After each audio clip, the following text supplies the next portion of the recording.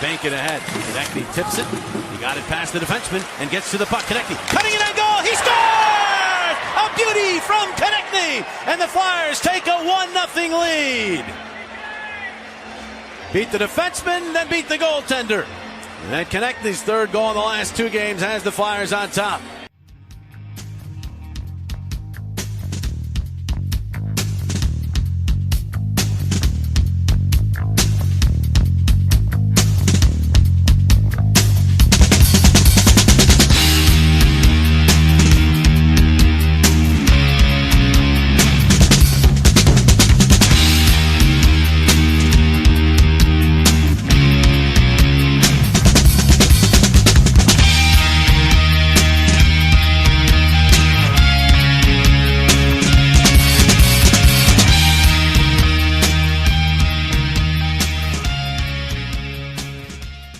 Hey everybody, it's Isaiah, and I'm here with Chef B, who's going to tell us about one of our sponsors here. Chef?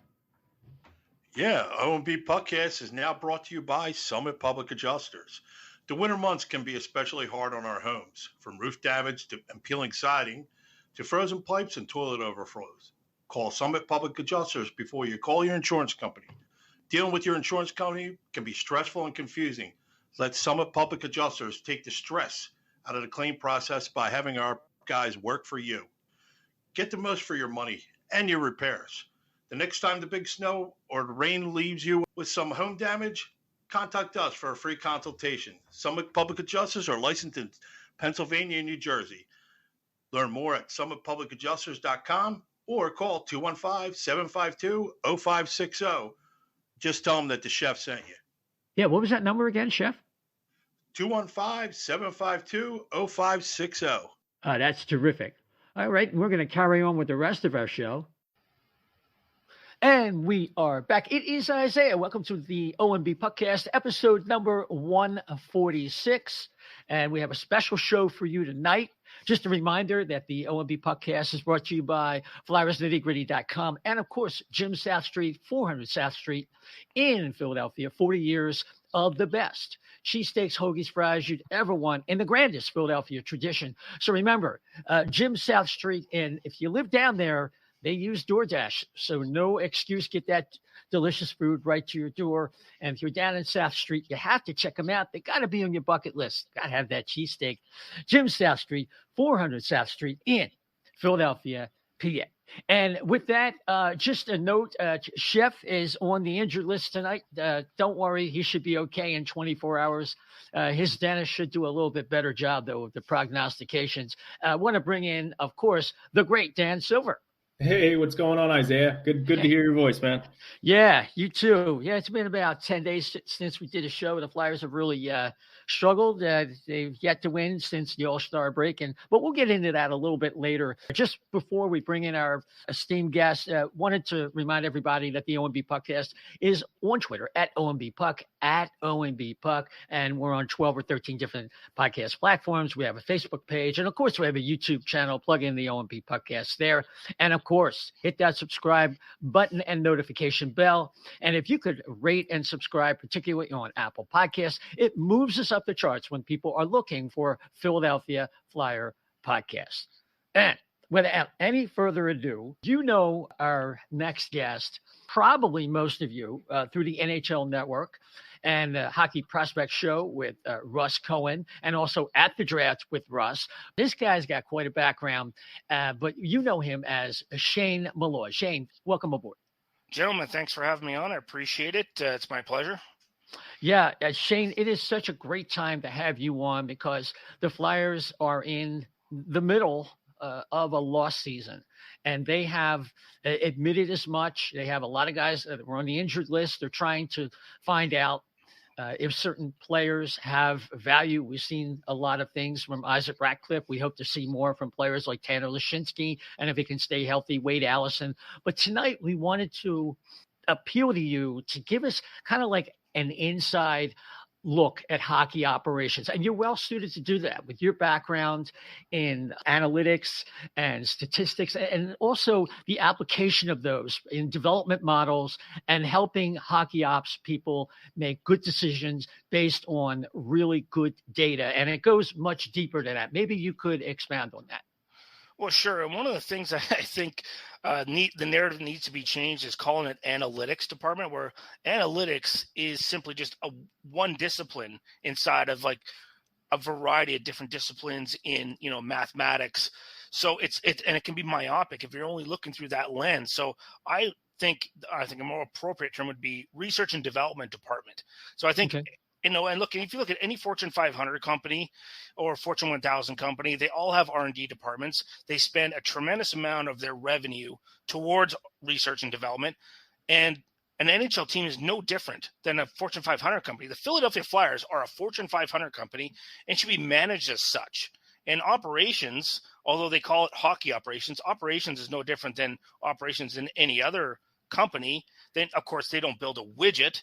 It is all based on human performance, whether it's on the ice or the people within that office that are working in the various departments, but it's still operations. So it's about really integrating the best business practices from other industries so that you can optimize your efficiency in those departments. Hockey Ops has their own smaller departments, like obviously the amateur scouting staff and the pro staff and the player development and an R&D department. And, you have the medical staff, but all of them have to work in synchronicity with each other. They can't work in silos. And that's some of the difficulties that I have observed in my time, is that a lot of those departments don't work in tandem with each other. There's no proper communication flow so many of the times they're working on their own. And there's miscommunications in terms of what their strategies are and why they do what they do, then how do they do it and what they do. And that's a large part of it where I'm doing my research. So all my research is pragmatic and has practical application. It's not theory based. So what I do is I take all these different business models and theories and combine it to build reports to look at complex problems inside of hockey operations. So if we're looking at it through the lens of, the Philadelphia Flyers, some of the things that I have noticed, like even if we go back as far as when Hextall and Chris Pryor, were the 1-2 punch in that department, you look at their drafting, like if you look at it from a perspective of talent, they pulled in a lot of talent. Like in the 2016 draft, Rubstov, LaBerge, Wade Allison, Carter Hart. Those are first and second round picks. 2017, unfortunately, Nolan Patrick fell into this injury issue. So that was just unlucky. And then there's Patrick and Frost and Radcliffe. 2018, you had Farabee, O'Brien, Ginning. These are all first and second round picks. When Fletcher came in, they left them a really good prospect pool to work from. So then when Fletcher and Brent Flair came in, the onus on them was development. You had to take Rubstov and that 2016 draft, which was at the age when Fletcher came in was 20. So that's their first year pro. Patrick and those guys are still 19, Frost and Radcliffe. Farabee, O'Brien, and Ginning are 18. Even Provorov's draft they were only 21 in that group with Connecting and Provorov. Sanheim was still young and Cobell was still young at 22. So the onus swings to player development. And I think one of the errors is that they did not put enough resources in their player development department. If you look at a robust player department, if you look across the NHL and you do analysis based on, number of games played and which teams are most efficient at drafting and developing, we'll use the LA Kings as an example. They're an organization that started from the bottom, rebuilt their team, won multiple Stanley Cups, dipped, rebuilt it again, and now they have one of the most robust prospect pools again under Mark Yannetti. So, and this was something that, and the reason why they're able to do that is they had 5 or 6 people minimum in their player development department. 2 in the NHL, 2 in the American League, a couple other guys going out and traveling with their prospects. They had a system in place so they could build specific profiles for every player. So you can do tactical analysis of what the player needs to work on so that you can show by video and in conversations specifically, okay, this is where you need to be. We're not trying to build you into a different player. We need to take what you are in your skating or your skill development in terms of your shooting or your recognition of your hockey sense. We got to find out what you are now. Here's your baseline. These are the tactical skills you need to improve upon. Here are the drills that you have to continuously do to improve to get to a certain point. And I'm not convinced that happened in Philadelphia. And you certainly can't do that with two people on that staff. How can you do player development in the NHL, because they still need development, and the American League and their prospects with two people? It's impossible to cover that many players and do the job properly. And I'm not blaming those people. I think it was just a mistake in recognizing the workload that's necessary to develop these players and people properly to the level where they can come into the NHL and contribute at draft +5. Sort of looking at that 22, 23 range when it can come and continue to be a player that has some level of impact. They don't have to be superstars, but they got to play, because you got to build in economic asset to that organization. And I think that was one of the main things I noticed with Philadelphia is there wasn't, as I was watching their prospects develop, there wasn't consistency. And the players weren't really getting better. They were getting better in some respects simply just by playing in the AHL, but they weren't getting significantly better based on their base skill set that I saw when I evaluated them in their draft years. Like German Rubstov, by any means, should be a third-line center in the league, in the NHL. He should be playing right now as a third-line center, and he's not. Like LeBeau should have been a third-line player. I mean, and people may scoff and say, oh, only a third-line player. But you know what's better? You know, a third line is better than? Nothing. I mean, if the player doesn't play at all, your asset level is 0, right? So, like I always have sometimes I have that discussion with people. I'm like, yeah, okay, but he's a third-line player in the best league in the world, right? That has real value. And the reason why, like, you can sort of scoff, some people can scoff at and say, oh, only a third-line player.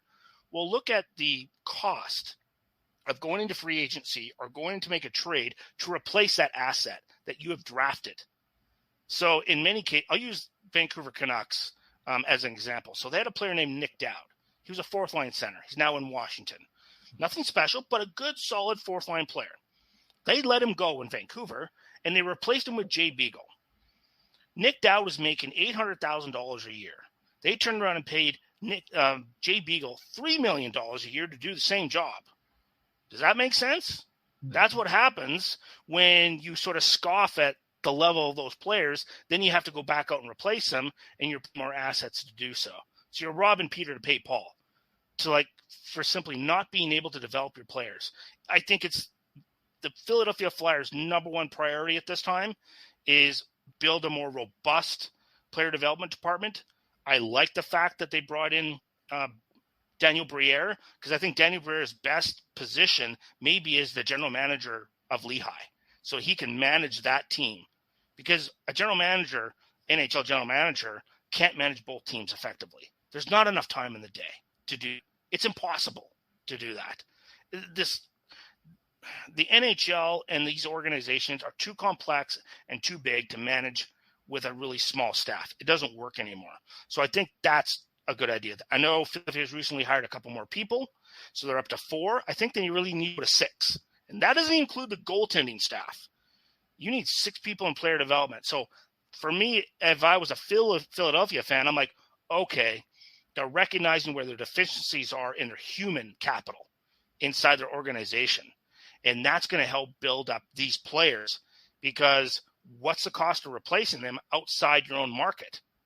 Well, it's usually 2 to 3 times that. Look what happened. Look what you had to pay to get Ristolainen. Right? Yep. What would have been the difference if he would have been, a defenseman that you had drafted instead? Like, you wouldn't have had to pay those asset costs. Right? Every time you have a failure in your drafting and particularly your development, you have to pay to replace that asset. And that is something you want to avoid at all costs. So it's about taking those budgets and increasing them as much as possible in your own staff.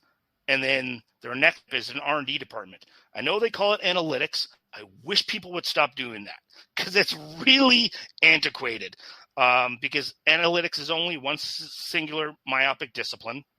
And there's other disciplines like I had mentioned, but you need an R&D department can do research and development to allow your managers and your directors to manage their departments so that you can supply them with the best data possible. When I mean data, I don't mean just numbers. Data is there's quantitative and there's qualitative. You got to be able to have people in that staff that know how to integrate those together. So it's more of an interdisciplinary integration of that information and then put it in a form that a CEO, which is what a general manager really is, and assistant GMs are like CFOs and your COs, you have to be able to give them information in a form where they can make decisions quickly. So like you're giving them briefing notes, 2-page briefing notes, right? A tactical one of the player and then another secondary one of additional information, like their biometric information, their psychological information, all their statistic, probability, analytic information on top of that. And then have systems in place that, based on what you value, you can have what you should pay that player so that you can go off into the marketplace and look at and compare against every other player to find market inefficiencies. So if you do make a trade or acquisitions, you can do that. And that's where I think Philadelphia is missing is a robust R&D department and improved player development. If they fix those two things, I think that's going to make all the difference because Chuck and Brent can't do it by themselves. They were a two-man machine, and they needed 2 other people to help them out, and not including like a better player development department and a better R&D department. And I think that's, when I looked at and I listened to the press conference, when I listened to Dave Scott talk, I think he was pushing towards that in terms of saying like we're going to open up the purse strings, but they didn't really elaborate on the strategy. But if you read between the lines, that was pretty much what he was trying to say. Is that's what we've sort of done some internal analysis and sort of figured that out. And until you do some root cause analysis, risk assessments, risk analysis, you don't really know what's happened. Like, how can you? You're just sort of guessing at what's happened and how it happened and why it happened. Well, that's the thing, Shane. I want to get Dan in here. It is almost like they ran into a pothole they didn't see in the road, and they shouldn't have been so shocked had they done some of their diligence, the due diligence, like you're talking about. Dan, I want to get you in here. Yeah. So Shane, it's great to have you on the show. I've spent a lot of time listening, on Sirius XM and NHL Network, and really enjoy listening to you. So just want to say you do a great job, man. And appreciate that. It's great to have you on. Amen. So, with the Flyers, and there's been a lot of talk about it recently, focusing around guys like Morgan Frost, where, some people will say, hey, they drafted, Ron Hextall drafted him, and then the skill set that he had is, his things he's good at are, hockey sense, passing, playmaking. And now what it looks like they're doing is, he's playing on 3rd, 4th line with wingers that can't score and trying to really focus on the defensive components of the game. And I've got some, people that are fairly close to the organization and know that scouts around the league who say, they don't understand what the Flyers are doing with a guy like that. Like, why would they not focus on his strengths? And even, so much as some scouts around the league have said that they, other teams would be salivating to get a guy like that and try and iron out the way that he's being developed. So I guess my question is, you talk about improving the development department by adding people. If the people that are brought in are not necessarily looking at developing guys the right way, like there's 2 components, right? It's like not just more people, more bandwidth. It's the right people and the right way to develop players. And I'm not necessarily saying that I don't think the way they're going about developing Frost is the right way, but the track record of developing guys in this franchise has not been very good. So it's sort of a combination, right, where you need to bring in more development staff, but you need to develop players the right way too, right? 100%. And it's really about what your strategy is. So you're looking at a player like Morgan Frost and what tactically he does well. Well, you need to put, as a coaching staff, like there's this ridiculous notion that sometimes a narrative that gets brought up is like, he's got to earn his way up from the fourth line to the second line. Well, he has no business playing on a prototypical fourth line. No business. You need to put him in a position with players that he can play off and use his skill sets to be effective. Proper usage and deployment. So what you do is, in that case, if he does have some weaknesses in terms of his defensive reads, and a lot of it's really about checking, not the body checking aspect, but in terms of, taking the proper angles to attack, when to change your speed, how to funnel players, how to get under sticks. There's a whole bunch of different tactical ways you can to be effective defensively without banging and crashing. So put him with other forwards who are more mature in that area of the game to insulate him.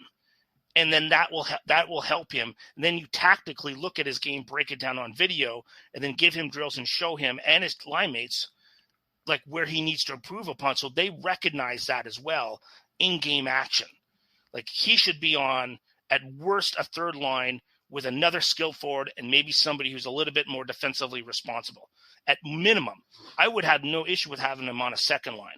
The only time I wouldn't have him on that second line is on the road, because that's where you have matchup issues, because it particularly happens when you have a traditional 1 through 4 lines, as Philadelphia does. Now, if I was in the management chair, I wouldn't do a roster construction that way, but that's what I look at Frost. And you're right about like not having the right people or hiring the right people. I would go out and look around the industry, North America and Europe, and find people that maybe are working in the industry or working for other teams, and you headhunt and you pay more than other people to go get the best people. If you're willing to open the purse strings, you pay for acquisition and retainment of the best people you can find.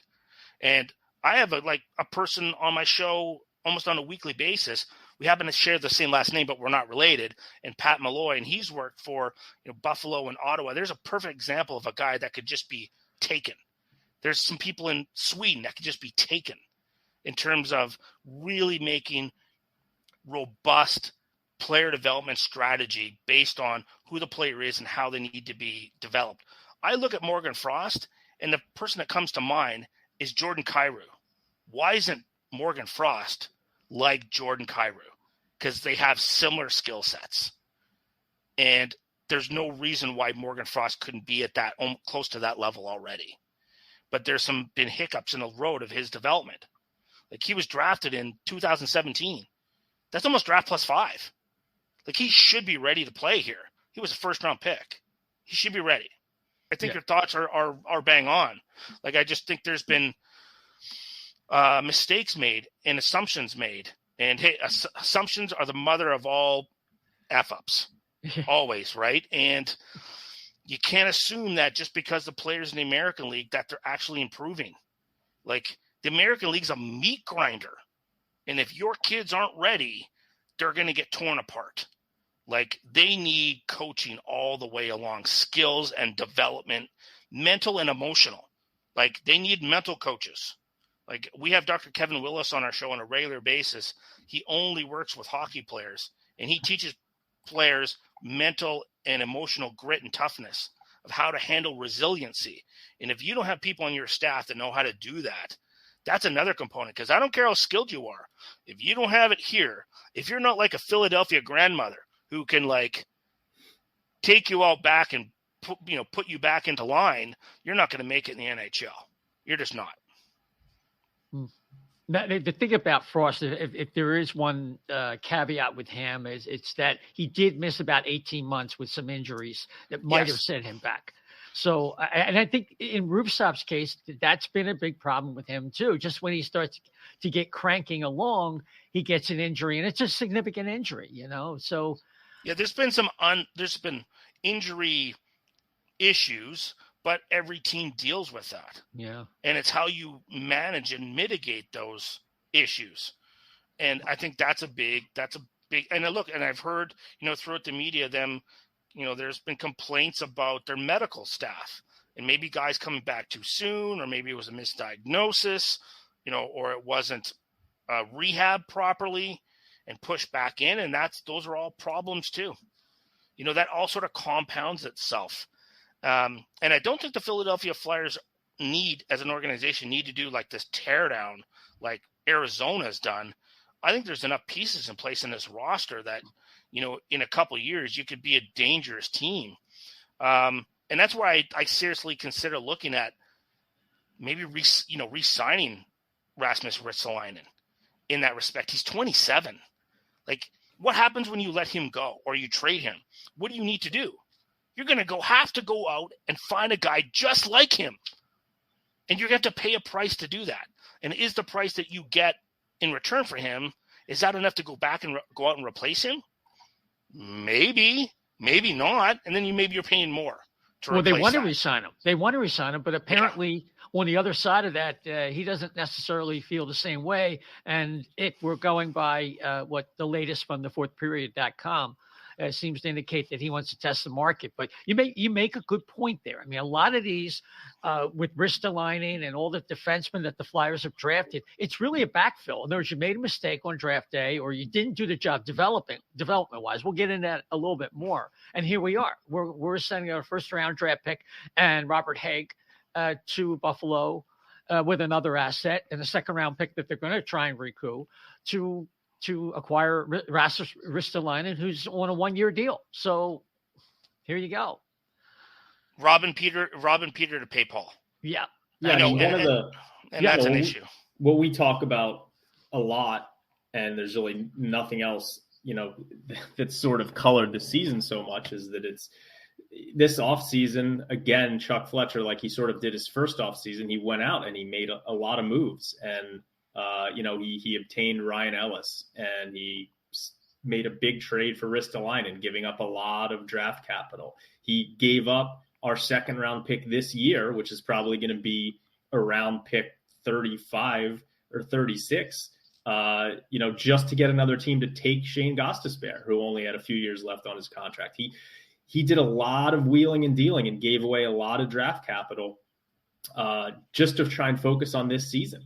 And it's backfired in sort of the biggest imaginable way. And so now you've got an organization that's committed to Sean Couturier for another 8 years after this year. You've got Kevin Hayes signed for 4 more seasons after this year. You've got Ryan Ellis signed for 5 more seasons after this year at a big price. You've got Ivan Provorov, who has just fallen off the face of the map this year in terms of his play, signed at $7 million for another 3 seasons. And the question, lots of questions about, where does he fit in now? Travis Konechny is a guy who was sort of not really developed. And it's like not a pretty picture when you try and compare how this roster and prospects and draft picks coming up match up with a team like the Red Wings or the Kings. And so you've got an organization where it seems like a lot of younger teams have kind of passed the Flyers on the, in terms of rebuilding. And they're in a situation where it's going to be very hard to make the necessary moves they have to make. And so kind of the only hope is maybe, as you've talked about, Shane, is like, okay, maybe we can do something that will take our existing prospects and young roster guys like Provorov and Konechny and maybe find a way to jumpstart their development, because otherwise it doesn't seem like that pretty of a picture for this franchise in the immediate future. Well, there are some other options, like traditional roster construction, as you guys know, is 1 through 4 lines and a 1 through 6 defense, and you try to get the best goalie you can. Now, that was perfectly fine up until the salary cap, from my perspective. And in some respects, you can get away with that only if you have really strong drafting and developing, so that you have those entry-level contracts constantly coming up. Like every couple of years, you're going to have 2 of those guys come in, because you're going to top out so high on your salary. in many of these players. Like we've seen this happen over and over again. Look what happened with Chicago with the $10 million contracts, and they have to hunt for these bargain basement contracts or entry levels, where they got to force guys in at entry level when they're not ready. So there is other opportunities to look at roster construction differently. So I think Philadelphia is in a pretty good spot for that, because they don't have anybody really. Now, Claude Giroux, most likely, I'm going to assume he's going to be traded. So that $8 million is gone. Now they have a couple guys, at the $7 million range. You look at Hayes, you look at Couturier. It's not ideal, but it's okay. You can deal with that.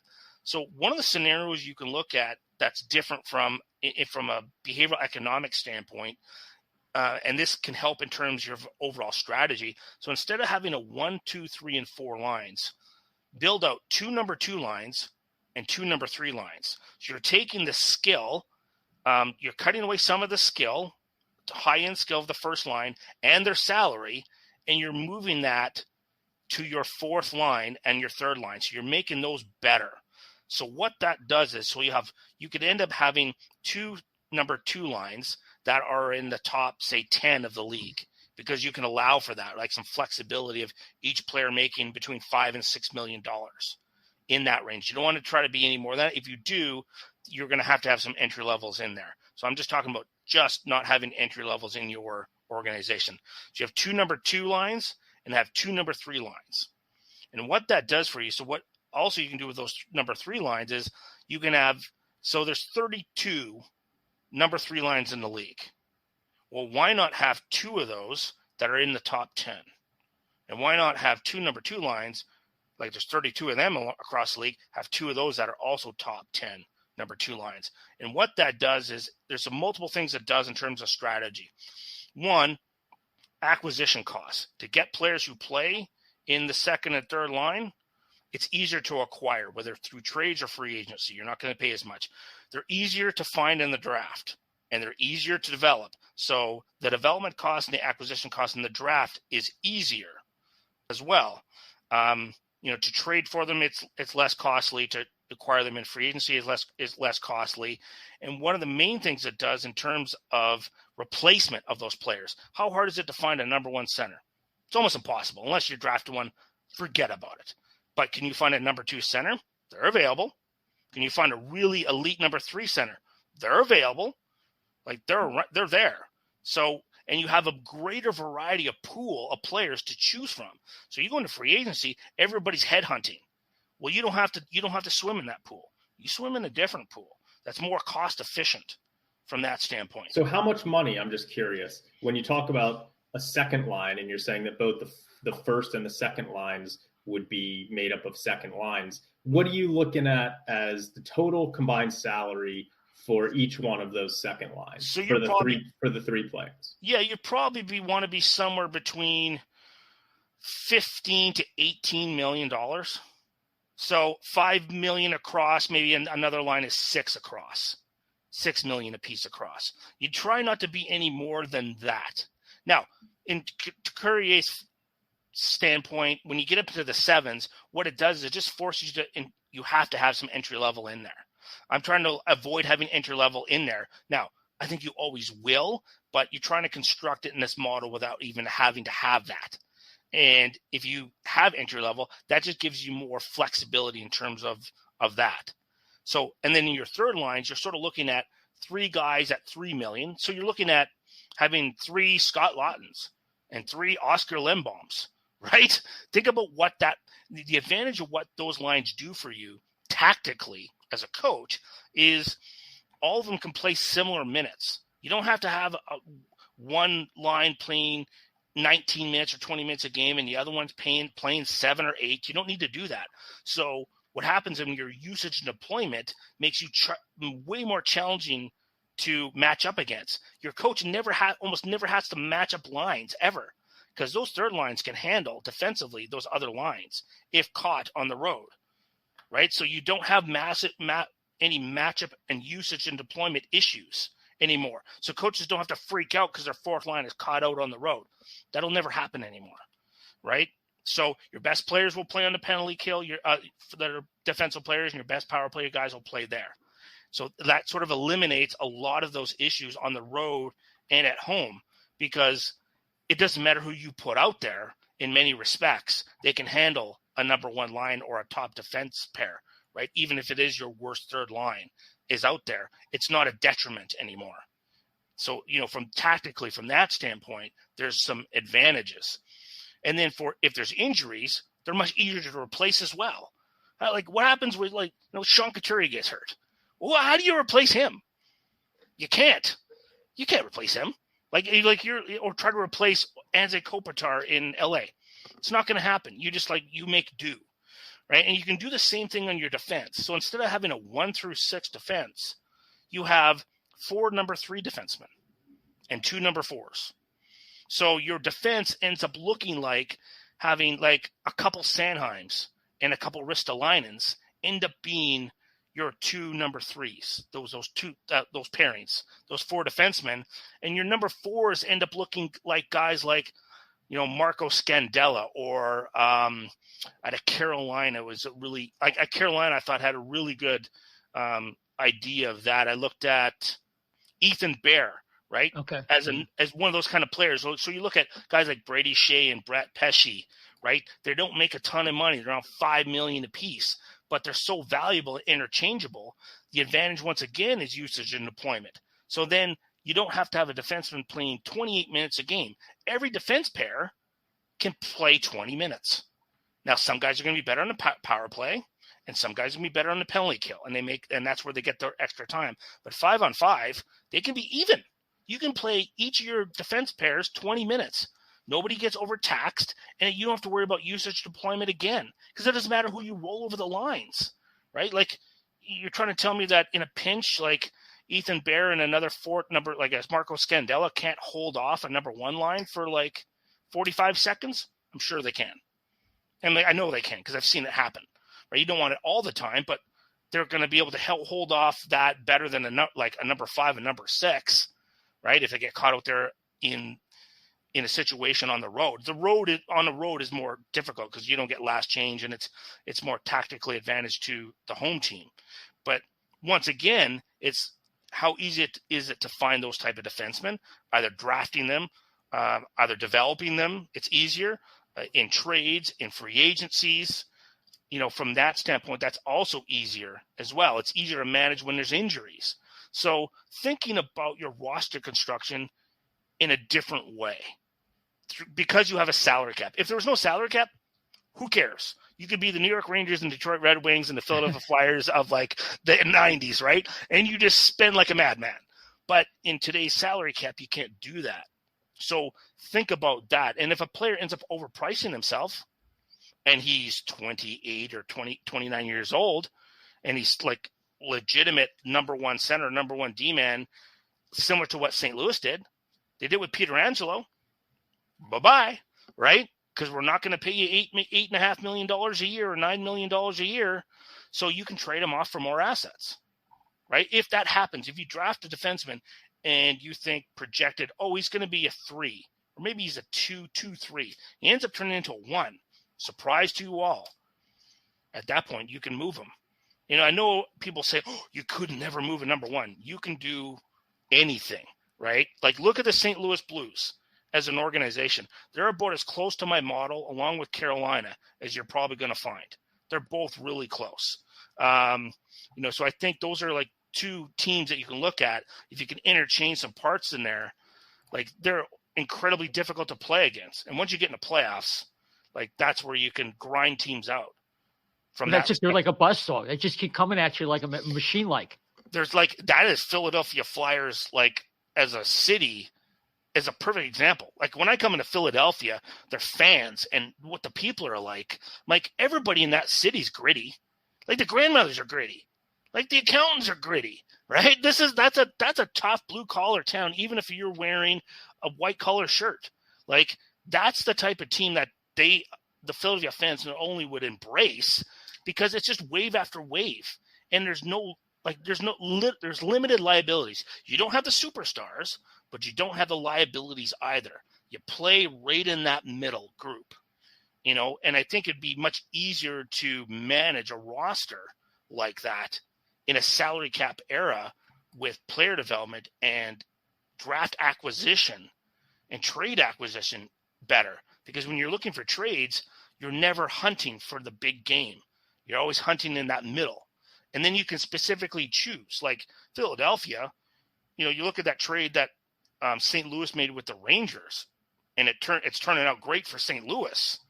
Well, wouldn't you want, if I look at the roster in St. Louis, as I have them up here. You talking about Buchnevich? Right? Buchnevich, right? Yeah. He's the perfect example of what I'm talking about, of making $5.8 million. That's the kind of guy you want. You want a guy like that. You want a guy like Travis Konechny. And like, those are the kind of guys at that $5 million range. If you can have 6 players of that kind of like talent level on your 2 lines, but then you have 2 really good third lines that are tough to play against and can produce points, you're gonna be a pain in the ass to play against, and you're gonna win a lot of games because you're never gonna get caught with your pants down with having somebody out there who can't handle any situation. So while you were talking, I was kind of going through all the teams in the league that are kind of doing well this year. And it's funny you mentioned St. Louis. I mean, aside from, I guess you could argue St. Louis, it seems like every team that's doing exceptionally well this year does not have that kind of model. They're kind of top heavy with some guys up front or on defense. St. Louis, looking at their roster construction, sort of looks like what you're talking about. So I was going to ask how theoretical it was what you're talking about, or if there are, how many examples of that leading to success there are, and is St. Louis sort of like the prime example of what you're talking about? Because I couldn't really find too many other teams that don't have the $8 million guys. Right. And some guys are overpaid at that $8 million, right? So they may not, there's a cost value line of players. This is their cost and this is their value. Is it equal or is it not? Right. And that's part of the issue, is that sometimes you can get caught like paying a guy $8.5 million and he's really only worth $6.5. So I would look to a team like, remember when Carolina beat Edmonton in the finals? 06, yeah. 06. Like, even though, like, you look at that roster construction, that's very similar to what I was talking about as well. Like, and yes, Vegas year 1.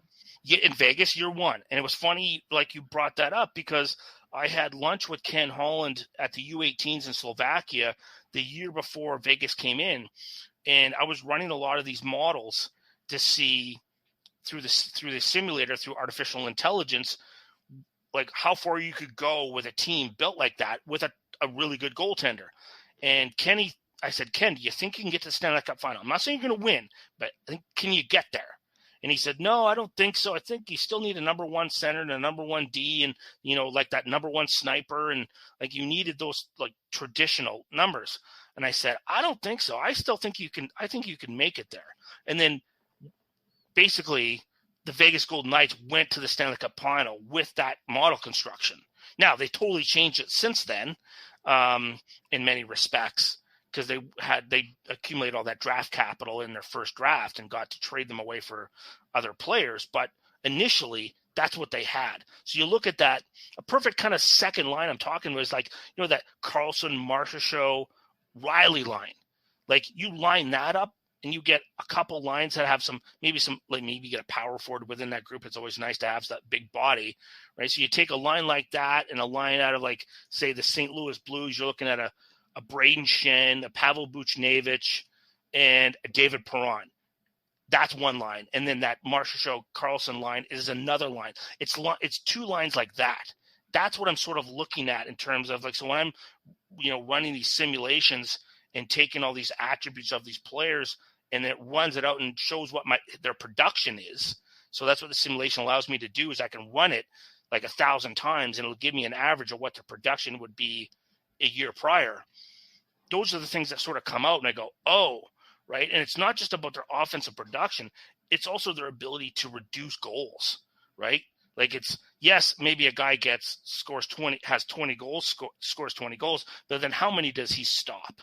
Maybe he stops 30, right? He's already at a plus 10, right? Like, it's that balance of that lineup I think really matters. And I think if you look at the Philadelphia Flyers, if I look at their roster, there's an opportunity there to potentially do that. Now, Kevin Hayes at 7-1 is a little high. Couturier can live with, because of his defensive capabilities at 7.75.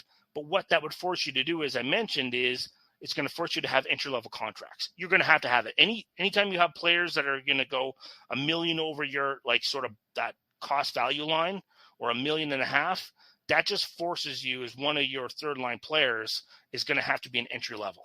He's going to have to be making like $1 million a year, 900,000, in that range to make up for that, in those 2 or 3 years that he's playing on the entry level deal. And the same thing would have to go with the defense, although I prefer not to have entry level defensemen out there unless they're exceptional, right? Like if you're getting a Cale Makar, or like somebody who can handle that at a high level coming right out of the gate, because defense is obviously more difficult and more challenging. I was a defenseman, trust me, it's tough. I was slow, I was short, and my best move was off the glass or blocking shots or hacking with my stick, right? So, there's just some things to think about in terms of not having to always follow dogma and being and living with the results of other people's thinkings. You don't always have to follow the herd. You don't have to follow them over the cliff. There's always different ways to construct your roster and not follow everybody else. It's just something that could be talked about and considered, because Philadelphia is in that situation where they can pivot. There's an opportunity to pivot. So if you look at them like an business operations department, you build your strategy, but you wanted to have it be mobile enough and that you can pivot your strategies going, okay, this didn't work out, but we have enough flexibility to do that. And maybe that's something that can be considered in Philadelphia, and not think about it in the traditional narratives of retool or a rebuild. And what does that even mean? Right. Because everybody's interpretation is totally different. Semantics. Right. Yes, of course. Yeah.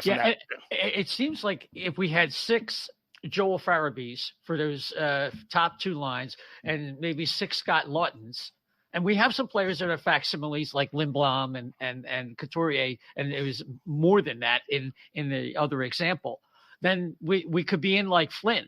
It's when you have some of these other players either with contracts or with James Van Riemsdyk, and it's like their cost value line is not even equal to what it is, and that's where the danger is when you're looking at from a behavioral economic standpoint. Is term is the killer. Like if I was like assistant general manager in Philadelphia and I'm managing cap, term is my killer. I'm always wary of term from that standpoint, especially over the age of 31. Like I don't get afraid of things, but that becomes problematic, because you're sort of trying to live in this world between 23 to 32. You don't want to unless the person's exceptional, you kind of want to live in that range. And you have to also understand that because how human brain develops, particularly young men, and we've all been a young man, their frontal lobe doesn't finish developing until about 24, right? Sometimes 25. So that's higher reason decision-making. Prior to that, they're going to be consistently inconsistent. So understand where your range is in terms of your players, right? And how much you're paying them. And then, as they age out, we talk about these aging curves, you get into that, especially depending on the style of play, you get into that 31, 32, and I'm like, you don't want to be giving them these long-term contracts, just like it's killer. They kill you, honestly. And I look throughout the league, I'm like, my God, from a business standpoint, it's almost I'm yelling at the computer, and Russ Cohen just laughs at me, right, when we talk. I'm like, in business, it's okay to walk away sometimes in a deal. It's okay, right. This isn't going to work for us. Let's walk away. Let's find a way to get out, get as much assets as possible, and let's get out of here. And not sign a player at 29 for a 6-year contract at $7.5 million, and just completely destroy our cap when he's 33 and 34 and is barely a third liner. Well, Dan, I mean, that's something Dan and I were talking about before Sean Couturier signed his contract. And this is before, of course, the back surgery. But he'd been breaking down a little bit with some knee problems. And he's never been the most sturdy guy in terms of build and all that. He's not a horse like back in the old days with Michael Hanzus.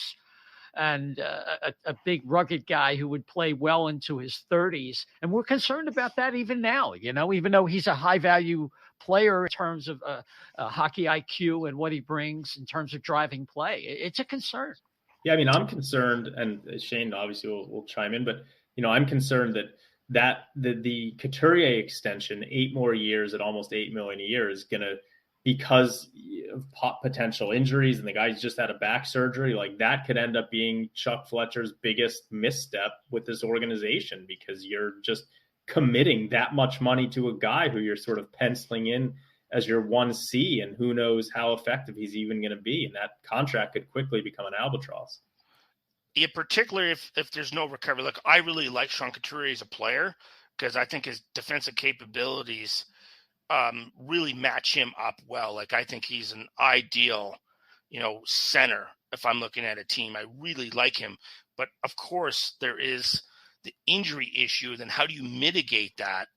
And I don't want to, I'm saying this from a business perspective. It has nothing to do really with the player. So you're trying to look at your cap situation and trying to manage this. Like, in the back of your mind, you never want somebody to have to retire from injury.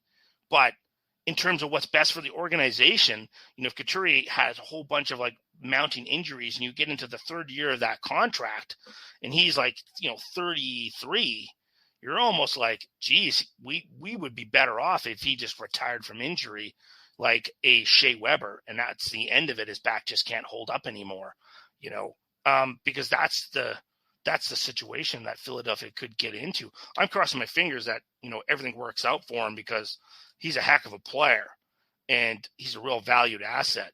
But that's sort of the risk assessment that I think some organizations may not have in their departments, where they have, inside of an R&D department, you can have people who have specialty in that specific of breaking down risk assessment, especially doing actuarial science, no different than what they do with insurance companies.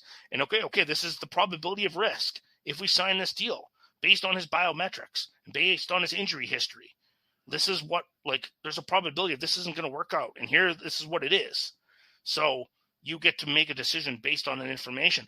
I don't know if the NHL teams, maybe in Philadelphia, even have people like that in their hockey operations department, because that's what I think the R&D department is one of their tasks. It's not just to sit and wrangle data and do analytics and say, oh, his Corsi is this, and his zone entries are that.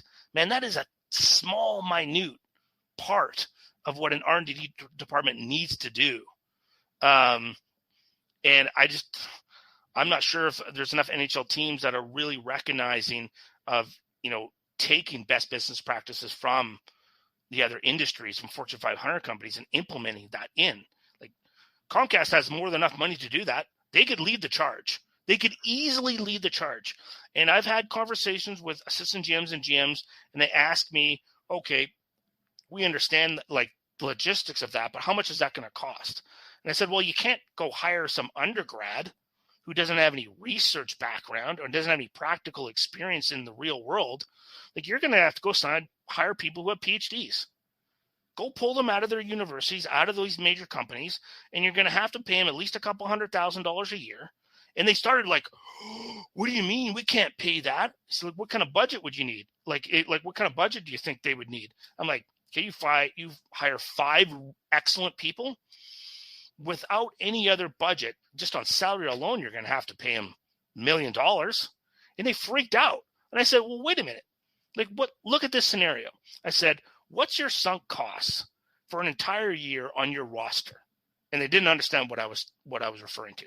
So I said, okay, in a normal year, non-COVID, you scratch 3 players a game up in your press box. You have to pay them amongst all their other their per diems and their other things, but you still got to pay their salary. You get zero utility from them. So at the end of the year, at minimum, you're paying somewhere between $2.5 million to $3 million a year easily on scratch players, if not more. You're willing to pay that with zero utility, but you're not willing to spend, say, $1.5 million on an R&D department so that they can continually improve and be educated and have best business practices and provide great ROI. I said, what do you want for an ROI? 2 to 1, 5 to 1, 10 to 1? Like, you're willing to spend that on players that you get no utility, but you're not willing to spend that. And they just like looked at me like I had three heads. I'm like, but this is what businesses do in the real world. Yeah. So, I mean, just applying that to a listener. So in other words, to do this, the end result is you make less draft mistakes. You let less players slip through the cracks of your development that could have been optimized, maximized. And if referring to the Couturier contract, if you take a more actuarial approach, like an insurance company would, to signing that deal, they might have walked away. Like you said, sometimes you have to walk away. Yeah, 100%. So you sort of look at you provide strategic processes to increase efficiency in your operations department. You build a robust research and development department. You combine all the hockey operations departments through interdisciplinary and integration strategy.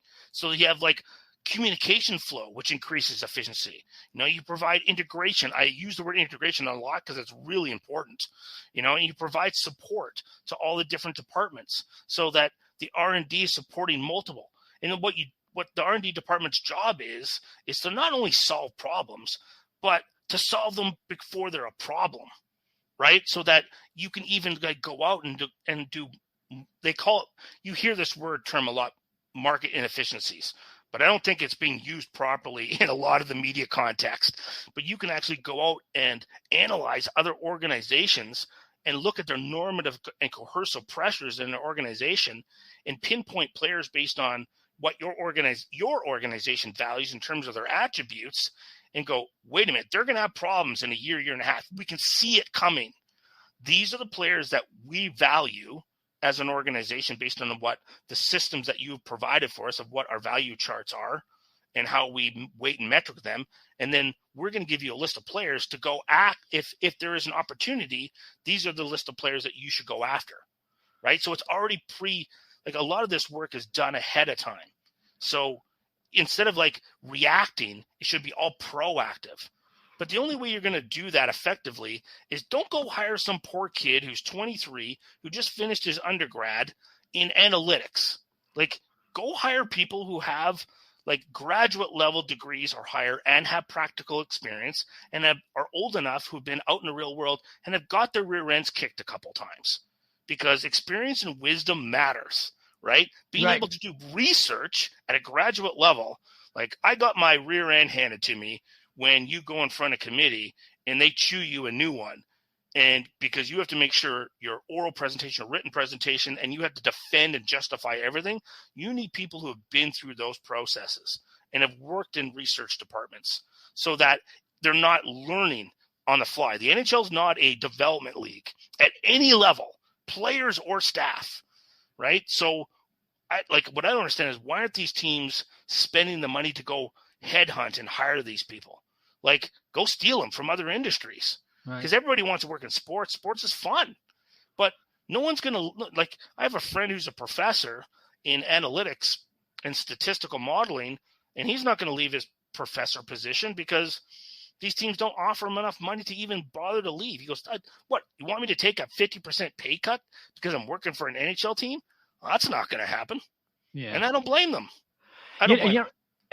Something comes to mind when you talked about trying to anticipate problems. And I go back several years ago when the Flyers had a problem in the minor leagues with a player, Pat Maroon, who's been a very valuable NHL player, as it turned out, and a winner. And he was really had a certain maturity problem from his perspective. But I also think that the Flyers minor league system at that point was a mess. And they set themselves up with this player to fail. And he really, went on to become, like I said, a very valuable player for a couple different winning organizations. And part of that is having people in place to provide them the tools so that they can not only identify your behaviors, but this is how we're going to correct them. So when I have Dr. Kevin Willis on our show, and he teaches, he's a doctor in clinical psychology and sports psychology, and all his clients are hockey players. And it's about teaching them those skills and tools so you can manage those things. if you talk to anybody in a military profession, particularly in, you look at the SEAL team, they'll all tell you to a man that you never rise to the occasion. You always fall to your training. So whatever your training is, under duress, that's what your habits are. That's what's going to happen. So if you don't help these players build up their habits on and off the ice, garbage in, garbage out. That's what's going to happen. You can't go in. You can't consider this player development. Go in and talk to the player and say, hey, stay out of the bars. You have a problem with your girlfriend, give me a call. Be a good teammate. Like, that doesn't cut it. Or you get on the ice and you throw some tires out there and they skate around it. That's not player development. That's not that doesn't tactically represent or replicate the game situation at all. And I've seen a lot of that at the pro level. I'm like, what are they doing? Or you talk to the players behind the scenes and they're like, so what's the communication like in your player development? They're like, what communication? They're not really helping me. They're coaching me. The coaches are coaching, but there's no real development of how am I getting better and why? And what's the tactical approach to that? Like breaking down your skill set specifically and then building in systems for the type of drills you do so that you do it and you change it up to the point it becomes muscle memory and you've improved. So where's your KPI? Where's your key performance indicators within your operations departments? In the conversations I have with people, sometimes they don't even exist. There's people who didn't even know what the acronym KPI even meant. I'm like, wait a minute. It's an operations department. Yes, it's hockey. And I think that's the worst thing to ever happen to hockey operations is the word hockey in front of it. Treat it like an operations department. It's a business, right? So you have to have some performance measurement, not only for the players, but for your staff. How many times, guys, that I've talked to staffs where I said, so do you know how good how efficient you've been in your drafting within the salary cap era? No idea. Do you know how good, how efficient your scouts have been, in this time frame? No idea. Until it's too late, until 5 years, 6 years down the road, you look at, oh my God, we had barely developed anybody. And then the owner's going bananas and upset. And then guys get fired and GMs get fired. But then they repeat the process again, which is no process. So there's almost no performance management inside of the operations department to manage your staff. How do you know how good your staff is comparative to your competitors? You should know that. Right. They would only judge by how many guys hit or didn't hit and all that. And what do they mean by hit? How many? What's the games played? Did they play? Right? Did they play 150 or 200 games at the NHL level, drafted at a certain point at a spot in the draft? And that actually was my concept. I built the 200 games played model in the 5 years. I built that, and then people started adopting it. So it's okay that they did, because once it becomes public domain, it comes out there. Credit would be nice, but that's okay. But it was actually the 200 games played was built on a behavioral economic model of value. And the 5 years was actually built on brain development.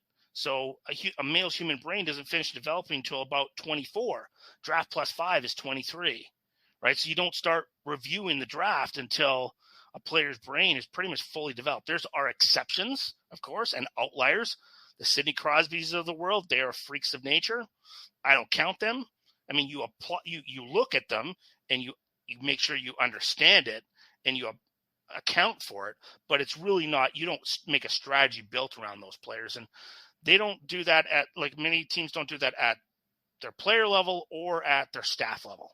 And that, I think, will make the biggest difference. If you can help your people be better every day and every year, even if it just pushes up your efficiency level by 5% in a draft, that's massive, guys.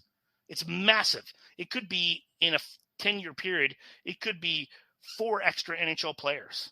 Well, think about that. 4 extra players? It's massive. I look at my numbers between the best drafting teams, in the salary cap era, and I look it up, the number one team in that era, 06 to 15, is Pittsburgh. Yeah. Pittsburgh Penguins. They produced the highest level of efficiency. They got 23 players in 12 games. The worst was the Montreal Canadiens. They produced 11 players in 10 years. In that difference of Montreal at 16% And another team like, say, Chicago at 21, well, that could be the difference between 5 or 6 or 7 players over a 10-year period. And that changes your entire organization. Overpayment. And all the overpayment that you avoid, Right. Yeah, so you look at the top 5 teams in that time frame. That's Pittsburgh, Ottawa, Anaheim, Washington, LA. Shocking? No. I mean, Anaheim should be a contender every year based on their draft and developing. That's just poor asset management. But the LA Kings, as you mentioned, that's a perfect example. They turn the team into a Stanley Cup. They go to a downturn. They build it right back up again. Right. And that's where Philadelphia sort of adopted some former LA Kings staff members. So you look at Mike O'Connell. I think he's a person, if I was, in upper management in Philadelphia or Dave Scott, I'd be looking at him as a mentor role, as in he manages the player development department from a strategic standpoint, making sure that like all the tactical of every player, all the communication strategy with the players, everything is done properly, and that there is accountability and KPI. That's what you need in organizations, is these type of senior mentors. And that's where, if you can set that up, that allows the people in your player development department, as an example, is a huge advantage. Like you look at Carolina, one of the advantages they had is they had Marshall Johnson for a long time as a mentor for their pro and amateur scouts. Like Marshall Johnson had done every job in the NHL, and amongst the scouts, he is revered, right? It's about having those guys and finding those guys to help your other staff get better, and then implement best business practices. I mean, this isn't rocket science, trust me. No, Otherwise, I wouldn't be in this, right? Like if this was rocket science, there's no way I'm making it through. I'm trying to figure this stuff out because it's too damn hard. Well, you got to give yourself more credit. I mean, you can do all that work over at EA Sports and you know the players in this league. You know who's good from a lot of different angles. And I've heard you, both of us have heard you for years doing the prospects. It's such a great listen. Shane, we got to wrap up, but before we go, I got to hit you with a couple questions about a few players. Sure. Ivan Fenitov in a diminished Olympics with not the quality of players that you would imagine at a usual world competition like that, does look like he's taken the long road toward becoming a solid pro at the KHL level. Does that seem like it could translate to the NHL in your estimation? I would probably give him at this point in his stage in his development a 40% chance of playing in the NHL. Now that seems low, but it actually is quite high. Like if you look at the history of draft success, like somebody in the 32-35 range would be around 50% chance of playing 200 plus games, right? So I'm giving him some value from that standpoint. The KHL is a good league. It's very good. I don't think it's the second best league in the world, but it's very good. So I think there's a possibility. And the challenge is what happens when he comes to North America, and then how does he adjust to the different style of play, to the different usage and deployment, to the culture, to the lifestyle. Those are all factors. And until you get that player in that situation, you don't really quite know. But a smart organization is going to help. If you think you're going to bring him over, you start prepping ahead of time. You don't do what like Edmonton did with Puljujarvi, and you don't help him learn English. And he comes over here and he's like a babe in the woods and lost. Right? You got to set these guys up ahead of time, and that will help with their familiarity and their success at the American League and NHL level. Gotcha. Are you encouraged by some of the things you've seen from Isaac Ratcliffe? And I mentioned earlier that Mike O'Connell had an impact on that particular player almost immediately. Yes, and this is a perfect, why I brought up Mike O'Connell's name is because of his track record in Los Angeles with the Kings, right? And when I spoke to people that worked with him in LA, they spoke so highly of him because of his ability not only to break down players, but to be able to communicate properly to what you needed to do, why you needed to do that. And if you continue to do these things, we're going to adjust as you improve. And that's where like you're pivoting on your strategy for the player profile that you're building on him. So yes, like I think he's a perfect example of a step in the right direction. So if you can do that with Morgan Frost, you can continue to do that with Joel Farabee. You be able to do that with Jay O'Brien and Adam Ginning. And hopefully if Wade Allison would stay healthy, that's an option there too, and that's where, you look at that. And now then you got to start looking at those younger guys as the Bobby Brinks are next. Cam Yorks are next. Right. Tyson Forster, right? Emil Andre. Like you got to look at those number 1 and number 2 picks. They got to hit. If they don't hit, you're in trouble because then you're going to have to make up for that someplace else. So those are the next steps. But there's some promise. There's some promise here. There's some prospects that, it's not bleak. Philadelphia fans, don't worry. It's not bleak. As long as they fill in these gaps, they can get – it sounds like they are trending toward that model that you have been describing all show, because you look at the players – I mean, Tyson Forster could be a really good scorer in the league, but I still look at him if he hits, if you want to call it that, a 20 to 25 goal scorer, an asset on the power play, really a pro shot already. Yeah, I'd kind of like he is kind of like the tweener, that second, third line tweener. And that's where I think you probably have him in that range. And those are valuable. I like to have like 3 lines of those kind of guys, right? They just like they cause like havoc. And his shot is so deadly is that it causes problems. What I want to see him is just be more tactically well-rounded in his playmaking, like so that you don't translate and telegraph your intentions. So that's where you in the NHL, you got to use the give and go really effectively, particularly if you're a shooter, because you got to be able to get these guys to back off. You got to find time and space. You got to create time and space for yourself. You have proper angles. So you have to do some other things and not be so one-dimensional in many respects. And I think as he continues to develop those tactics, I think he's going to be a very valuable player for the Philadelphia Flyers. Right. And looking to backfill even further, players like Tanner Lashinsky and perhaps Noah Cates. Jackson Cates, to me, looks like an AHL player, but I guess you never know. But well, I mean, yeah, and those, and that's where you got to start. Like, the difference between the teams that are in the middle of the pack and the ones that are consistently contenders are the ones that will get 2 players a draft, 3 players a draft, 2 players, 3 players, and an extra player ends up being that 3rd or 4th or 5th round pick that they hit on. Like if you look at the Washington Capitals or the LA Kings. The Anaheim Ducks, they consistently get 3 and 4 players, 3 players every draft. They just find a way. And a lot of it is not just the evaluation part, which matters, because I can get into a whole issue when it comes to the difference between scouting and rankings. But it's also, being able to develop those younger players and give them time. And the one thing that, like, I think some people don't, I've been asked, like, what's, the Philadelphia Flyers or Chuck Fletcher's greatest asset? It's time. Time is his greatest asset. Time. And everybody's job under Chuck is to provide him more time.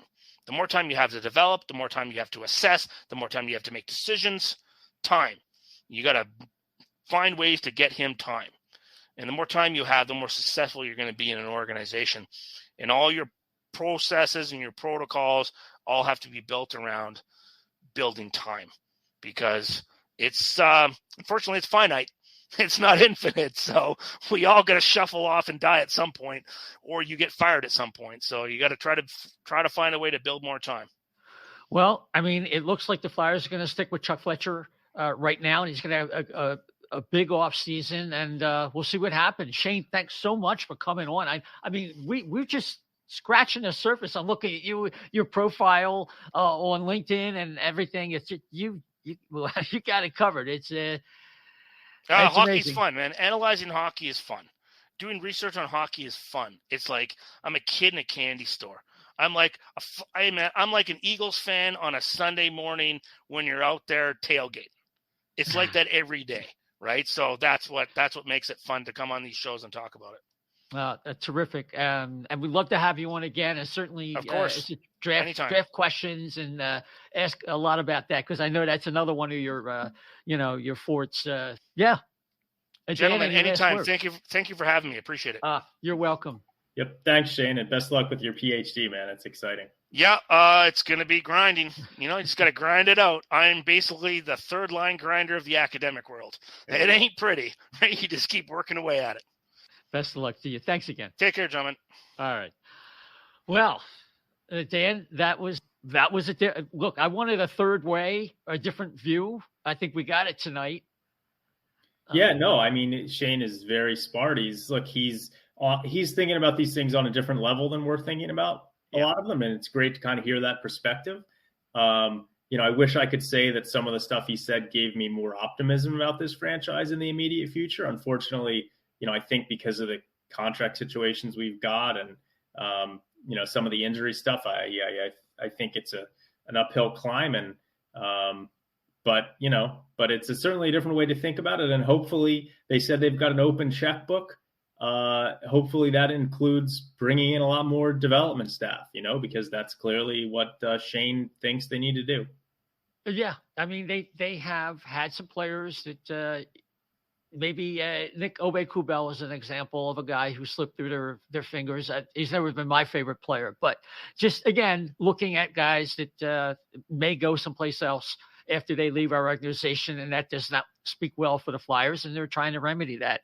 So with that, there's actually more ground to cover. The Flyers have 6 losses in a row. They've lost 19 of their last 21. It's a disaster, okay? There's no doubt about it. So we're kind of – the next thing people are listening to Flyer podcasts are like, okay, what are the trades going to be like, and what's the value, and what are the latest rumors? So I just wanted to cover a couple rumors that Jeff Petrie from Montreal apparently is somebody on the Flyers' radar. Travis Konecny is someone who looks like he's going to get traded. He almost got traded, and they let him know that this past offseason. So a couple things there, and then a couple others, and we'll let it go from there. Yeah, I mean, Jeff Petrie, we're looking at a team that needs to rebuild, and now we're talking about bringing in a defenseman who's got a couple of years left on a, $5 million contract. I mean, what are we trying to do? I mean, I don't know. I mean, I think if they trade Braun and then they can't sign Ristolainen, I could see Petrie fitting in that role as someone who's better than Braun and could at least play. So what are we trading for him? I don't know. Well, that's the question. Are you going to start trading away draft picks? No. In a situation like this? That's what I'm Montreal, not interested. Yeah. Montreal wants draft picks. I mean, yeah. I don't know. That's young to players. Me, that's, Yeah. No, I hear you. TK, I know that Shane was complimentary, but to me, TK so far is a promise unfulfilled, except for a couple of those seasons. I mean, again, TK and Provorov's development has completely stalled. I think the talent is there. I guess it depends on if you think that you can turn those guys around, and TK's been okay recently. He's been better than Provorov, I would say, comparatively. Yeah. But that's what it comes down to. Like, do you think you can turn those guys around, or are you prepared to give up on them? And man, I can't wait until we trade TK and he goes somewhere else and becomes a complete stud. I mean, I don't know. I think they need to concentrate on, well, you can't concentrate on it, but I think, hopefully they get a high pick this year and trade Giroux and add some picks and prospects and move Ristolainen. I mean, but. Yeah. One last thing here. The latest on Claude Giroux. No, Alex Newhook is a no-go for right now. We knew that. That could change if more teams get into the running. That's not going to change. The Blues appear to be more interested in Claude Giroux than Minnesota. Florida is also in the running. But the idea is it looks like they want G to get his 1,000th game. And once he gets in his 1,000th game. Which is what, March 17th? Yeah, I think that's what it is. Then it's on. Also, the Rangers in Carolina could be interested, but it could cost them a premium for trading in the division. And some of this information was provided by NRD at NRD, and also Mike Russo from Minnesota, Anthony Sanfilippo, and the fourthperiod.com. So a lot of this is driven by G's comfort level, and the Colorado Avalanche are still the favorite right I don't know what to believe about Giroux. You see different things every day. Some people say the Flyers haven't even talked to him about it yet. I mean, if you got to respect what the guy wants to do. He's got a full no movement clause, but if he wants to make sure he plays his 1,000th game in the Flyers uniform instead of potentially, going to a contender earlier rather than later, I got to wonder where his priorities are. Does the guy want to go win a cup somewhere, or, is he more concerned about legacy in Philadelphia? I don't know. I'm just crossing my fingers and hoping that they trade him before he gets injured and they get a good return. I think Florida and Colorado and Minnesota, to me, are the three teams that could put the best packages together. I look at St. Louis, they've got there's a defense prospect, I think Scott Morrow or something, who looks decent, but he's actually Carolina. So I didn't really look at St. Louis's prospects and see anything I really liked. So, yeah. No, unless you're willing to trade a guy like Robert Thomas or somebody. Or Scott Perunovich or something. But. Yeah, right. So, all right, we're going to wrap it up there because we had a lot of content with Shane. The Flyers, they're at home. They play the Capitals at home on Saturday, and then they're home next week against Edmonton, Minnesota, and Chicago. We're going to leave it there. Dan, where can people find you on social media? So folks can find me on Twitter at dsilver88. You got it. All right. And I'll wrap it up from there. You can follow me, Isaiah, at Isaiah, ISAIAH _520. Isaiah, don't forget the _520. So until next time, everybody, we hope you've liked this kind of different approach to how the Flyers could salvage things, and we'll just have to see. So until next time, take care.